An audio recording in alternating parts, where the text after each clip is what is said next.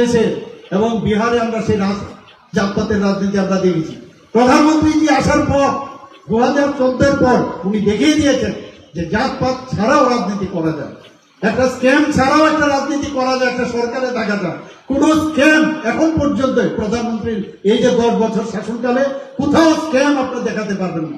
সেই দিশায় ত্রিপুরাতেও কেউ বলতে পারবে না কোন রকম স্ক্যাম সেখানে আছে।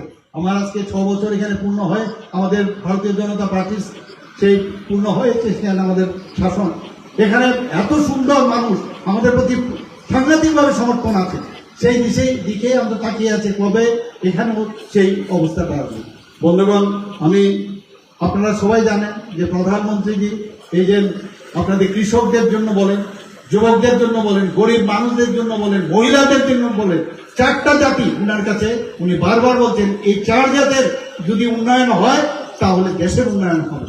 এই হচ্ছে আমাদের ভারতীয় জনতা পার্টির যিনি সর্বশ্রেষ্ঠ আমাদের নেতা এবং আমাদের দেশের প্রধানমন্ত্রী নরেন্দ্র মোদীজি বারবার বলছেন যে আমাদের বিকশিত ভারত আমাদের করতে হবে।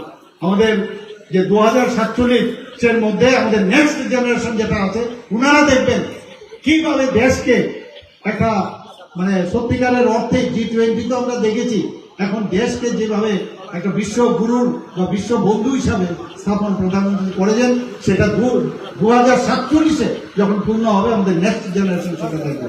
বন্ধুগণ, এখানে অনেকক্ষণ ধরে আপনারা বসে আছেন, আমি বেশি কথা বলবো না, আরেকটা আমাদের প্রোগ্রাম আছে।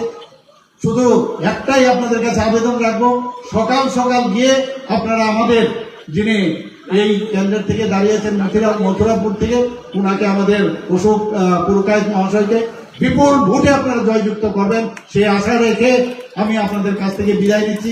সবাইকে অসংখ্য ধন্যবাদ। বন্দে মাতরম, ভারত মাতা কি জয়।